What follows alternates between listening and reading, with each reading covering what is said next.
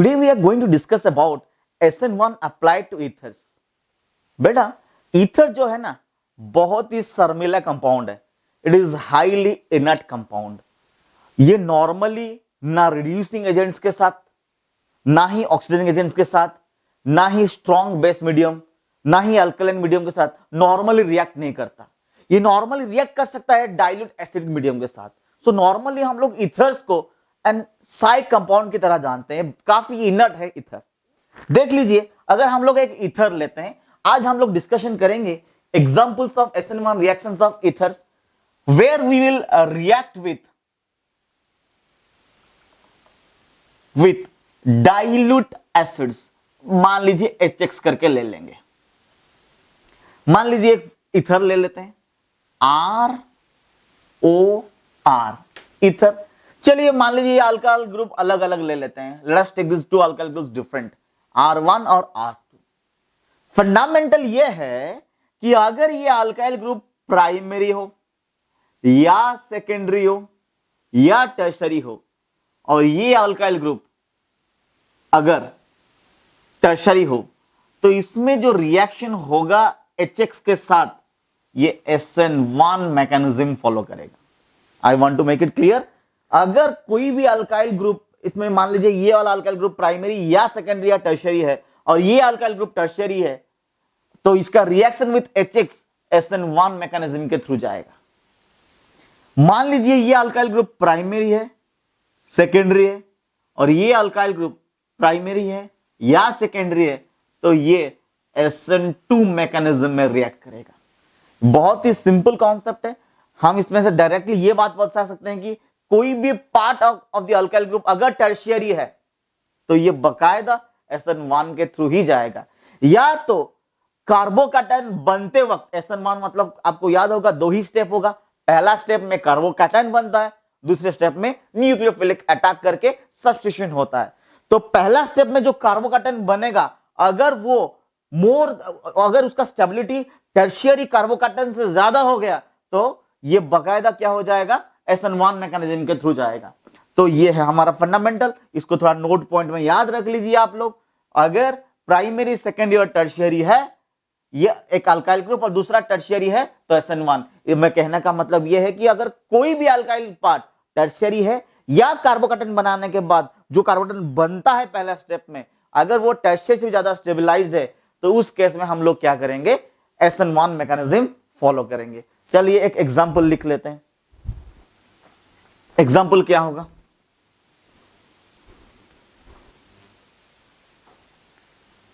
मान लीजिए हमने एग्जांपल ये लिया CH3 C CH3 CH3 O CH CH3 CH3 reacted with HX. ये सवाल दिया गया है, बकायदा डाइल्यूट HX हम लोग लेते हैं. तो डाइल्यूट HX जब लेंगे, तो ये HX टूट के H प्लस X माइनस देगा. फिर नेक्स्ट स्टेप क्या हो जाएगा, ये ऑक्सीजन का lone pair will attack this H plus, forming what, will form CH3 C CH3 CH3 OH plus CH CH3. Getting me. फिर क्या हो जाएगा, अब आप लोग बता दीजिए. यहां से ये पार्ट अगर टूटेगा, तो यहां पर प्लस आएगा और ये OH बन के निकल जाएगा. और यहां से अगर ये पार्ट टूटा, तो ये बनेगा टर्शियरी कार्बोकैटायन, ये बनेगा सेकेंडरी कार्बोकैटायन. सो आप बता दीजिए who is most stable. Definitely the tertiary carbocations are most stable. So यहां हम लोग क्या करेंगे, ये इलेक्ट्रॉन पेयर इसके ऊपर दे देगा. तो फिर क्या बना, यहां पर बहुत सिंपल सी बात हुआ. यहां से क्या निकल गया, CH OH CH3 plus CH3 C CH3 plus. Now carbocation is formed and this is the step where carbocation form is the RDS step or the slow step. Now tertiary carbocation is formed. To this, the nucleophile X minus comes and attacks. So the product form finally is CH3, C, CH3, CH3X. आपको समझ में आ गया ना? ये बहुत ही easy concept है. Cracking हुआ, यहां से अल्कोहल बना और अल्काइल हैलाइड बना. जो प्रोडक्ट्स जो दोनों बने, एक तो अल्काइल हैलाइड, दूसरा क्या बना? अल्कोहल. ईथर का दोनों पार्ट थे, अल्काइल पार्ट, एक अल्काइल पार्ट अल्कोहल बनाया, दूसरा अल्काइल पार्ट हैलाइड बनाया. एक चीज आप लोग मार्क किए कि क्रैकिंग नॉर्मली हुआ कहां? Towards the side of the alkyl group which can form more stable carbocation. ये छोटा सा ट्रिक है, ये तो मैकेनिज्म है, ये कॉन्सेप्ट का मैकेनिज्म है. छोटे मोटे ट्रिक्स जल्दी जल्दी करने के लिए क्वेश्चंस क्या है? ये देखिए क्रैक कहां हुआ. ये जो क्रैकिंग हुआ, जो क्रैश हुआ, जो अलग हुआ, वो कहां हुआ ना? In between the carbon and oxygen, and the carbon is from which side? The alkyl side which is forming more stable carbocation. तो यहां क्रैक हुआ और जो स्टेबल कार्बोकैटायन बनाया उसके पास क्या गया? X minus. और जो थोड़ा कम स्टेबल इससे बनाया उसके पास क्या गया? H plus. तो यहां से क्या बना? अल्कोहल. यहां से क्या बना? Alkyl halide. This is the mechanism. इस कॉन्सेप्ट लेके और थोड़ा न्यूमेरिकल्स भी हम लोग कर लेते हैं ताकि आपको समझ में आ जाएगा. Let us go for some examples. देख लीजिए और एक एग्जांपल.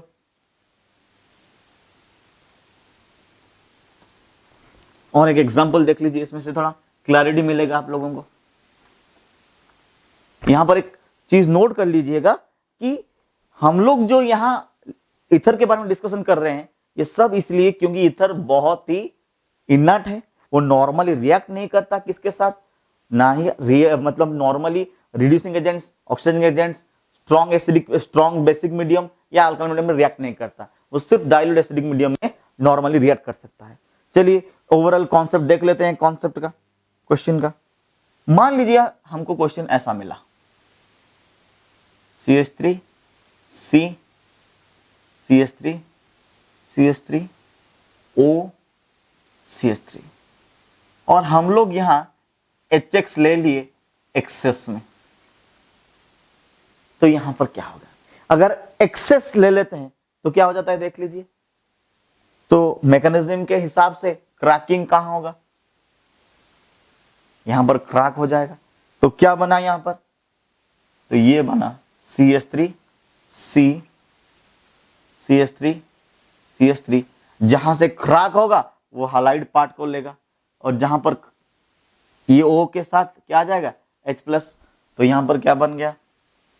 CH3 OH बन गया. या अगर हम लोग चाहे तो इसको ऐसे ही रख सकते हैं जो पहले क्वेश्चन में था CH3. तो ये क्या बन गया? CH OH CH3 CH3. इसके साथ अगर हम लोग फिर से HX लगाएं, H प्लस X माइनस, तो शायद आपको याद होगा कि alcohol with HX again it will go for SN1 reaction. तो यहां पर क्या हो जाएगा? SN1 रिएक्शन करने से ये इलेक्ट्रॉन पेयर इसको अटैक करेगा. तो फिर क्या बन जाएगा? CH3 CH CH3 O H H plus. ये प्रोटोनेटेड अल्कोहल है. फिर ये इलेक्ट्रॉन पेयर इसको देगा क्योंकि OH एक अच्छा लिविंग ग्रुप नहीं है. तो ये जब वाटर बन गया तो ये वाटर एक अच्छा लिविंग ग्रुप है. वाटर यहां से निकल गया तो फिर क्या रह गया? वाटर निकलेगा और फिर X माइनस का अटैक भी होगा. नेक्स्ट ये पहले वाटर निकाल देते हैं. तो फिर क्या हो गया? CH3 CH CH3 प्लस बना. ये इसका कार्बोकैटायन स्टेप. फिर यहां पर क्या हो गया? फिर X माइनस अटैक किया. फिर CH3 CH CH3 X. देख रहे हैं अगर हम लोग एक्सेस लेते हैं HX का तो दोनों से हमको क्या मिलेगा? अल्काइल हैलाइड मिलेगा. पर अगर हम इसको कंट्रोल वर्जन में लेते हैं तो एक बनेगा अल्काइल हैलाइड, दूसरा बनेगा alcohol. Next example, one more example on this. Late us go for one more example.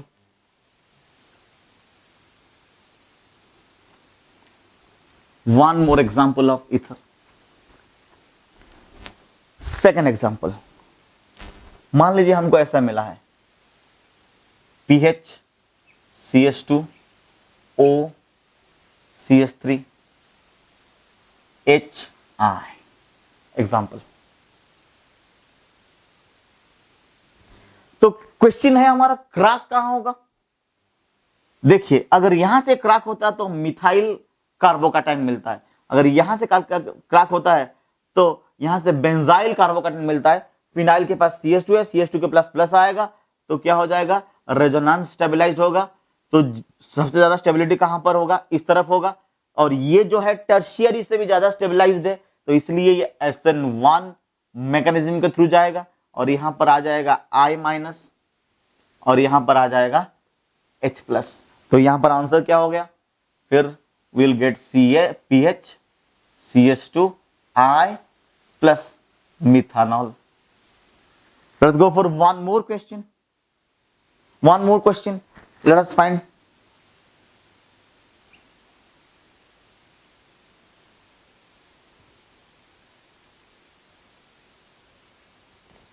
Now to this, if I add HI, will it go for SN1 or SN2? Will it go for SN1? चलो ये दूसरे question में लिखते हैं, ये सिर्फ second रखते हैं। Will it go for SN1 or SN2? It will definitely go for SN1 reaction. Why? The carbocation that will be formed here, this will be plus, this will be resonance stabilized. So what is the product formed here? यहां पर हो जाएगा X और यहां पर क्या हो जाएगा OH। ये OH बना और यहां पर X लग गया, ये प्रोडक्ट बना।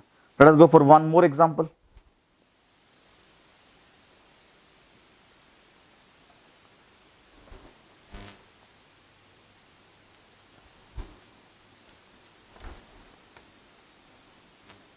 Example number 3.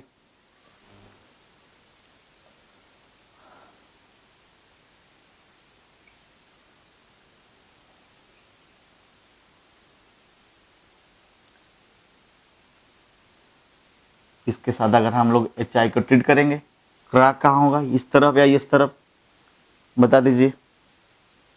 इस तरफ क्रैक होगा, इजी।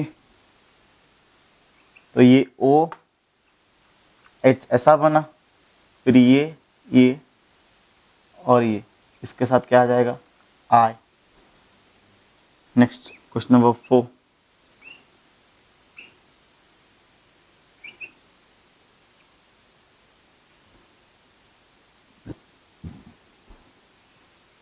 क्वेश्चन ऐसा है HI।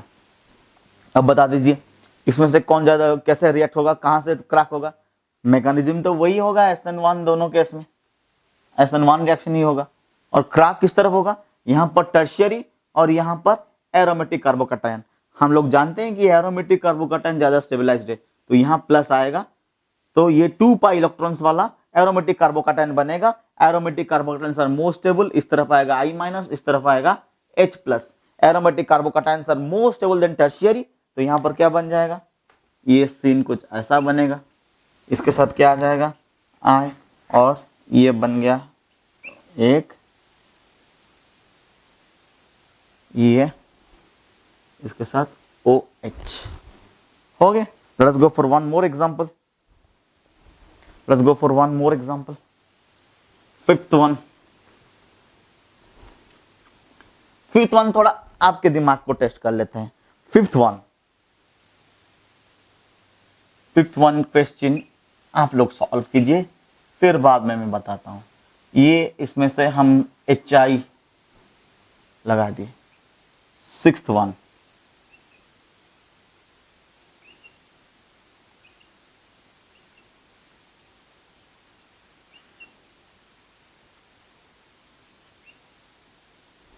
फिर इसके साथ HI लगा दिया। बता दीजिए दोनों क्वेश्चन में क्रैक कहां से होगा, SN1 मैकेनिज्म होगा या SN2 मैकेनिज्म होगा, सोच के बताइए। Good. In this question the ether का जो ये हम लोग कर रहे हैं रिएक्शन विद डाइल्यूटेड HI, ये सब इसमें रिएक्शन नहीं होगा। आप लोग अगर सोच लिए होते तो सही सोचे हैं। क्यों नहीं होगा रिएक्शन? क्योंकि अगर मैं यहां क्रैक करता हूं तो मुझे मिलता है फिनाइल कार्बोकटायन, या यहां क्रैक करता हूं तो मुझे मिल रहा है फिनाइल कैटायन। सो फिनाइल कैटायन बनेगा नहीं, हाईली अनस्टेबल, तो ये रिएक्शन नहीं होगा। ये क्वेश्चन जेई सेट का फेवरेट क्वेश्चन हो सकता है। देख लीजिए यहां पर भी क्या हो रहा है, अगर मैं यहां से क्रैक करता हूं तो प्लस आएगा ब्रिज हेड के ऊपर। ब्रेडेड रूल बता रहा है कि ब्रिज हेड के ऊपर प्लस लाना बहुत डिफिकल्ट है। इससे क्या होता है, ये स्ट्रक्चर प्लानर हो जाएगा और हाईली अनस्टेबल हो जाएगा। यहां भी अगर मैं क्रैक करता हूं तो यहां पर आ जाएगा प्लस, तो इस हिसाब से ये रिएक्शन भी नहीं होगा। दोनों ही सूरत में ये दोनों रिएक्शन SN1 ऑफ ईथर नहीं हो सकता। ये ईथर का SN1 रिएक्शन और रिएक्शन विद HI नहीं हो सकता नॉर्मल कंडीशंस में। देख लीजिए और एक क्वेश्चन देख लीजिए। हाँ, इस केस में ना ही SN1 होगा ना ही SN2 भी इसमें नहीं होगा। इस केस में भी SN1 भी नहीं होगा, SN2 भी नहीं होगा। इसको थोड़ा मार्क कर लीजिए। हम जब SN2 पढ़ेंगे आपको पता चलेगा, जब SN1 SN2 कंपैरिजन करेंगे आपको पता चलेगा ना ही इसमें SN1 होगा ना ही SN2 होगा। देख लीजिए और एक क्वेश्चन, देख लीजिए।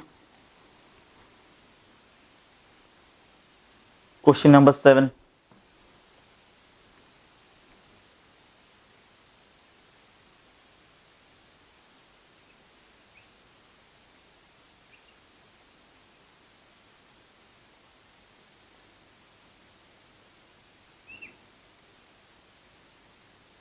If I react this with HI, थोड़ा क्वेश्चन के ऊपर गौर कीजिए कैसा है क्वेश्चन। अगर मैं यहां से क्रैक करता हूं तो क्या होगा, यहां प्लस आ जाएगा और 6 पाई वाला एरोमेटिक रिंग बनेगा जो काफी स्टेबल है। मान लीजिए मैं अगर ऊपर के हिस्से में मैं क्रैक कर रहा हूं, ऐसे यहां से क्रैक कर रहा हूं, तो क्या हो जाएगा, यहां पर प्लस आएगा, ये 4 पाई इलेक्ट्रॉन होगा, एंटी एरोमेटिक होगा, highly unstable, more energy, so it's obvious that I will crack here. और जहां से क्रैक होगा वो क्या बनेगा, जहां से क्रैक होगा वहां पर हैलोजन ग्रुप लग जाएगा। तो इसमें प्रोडक्ट क्या बना, इसमें प्रोडक्ट ये बना। उसके साथ क्या हो गया, ये एंटी एरोमेटिक पार्ट अल्कोहल देगा और ये एरोमेटिक पार्ट जो बना वो क्या देगा हमें, वो हैलाइड्स बनाएगा। नेक्स्ट वन मोर एग्जांपल देख लीजिए, question number 8। And with this 8th example perhaps your concept will be more clear। देख लीजिए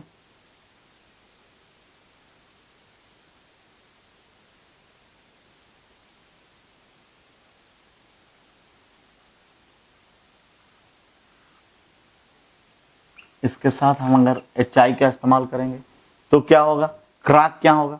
अगर मैं यहां क्रैक करता हूं तो क्या हो जाएगा, यहां पर आएगा प्लस, तो ये साइक्लोप्रोपाइल मिथाइल कार्बोकैटायन बनेगा। CPMs are having extraordinary stability, और यहां से क्रैक करने से एंटी एरोमेटिक बन जाएगा। तो ये क्या हो जाएगा, ये क्या हो गया OH, और ये क्या हो गया इसके साथ I। So this brings to the end of discussion of SN1 to ether. In the next topic, we'll discuss SN2 and SN2 of ether also. Thank you. Take care.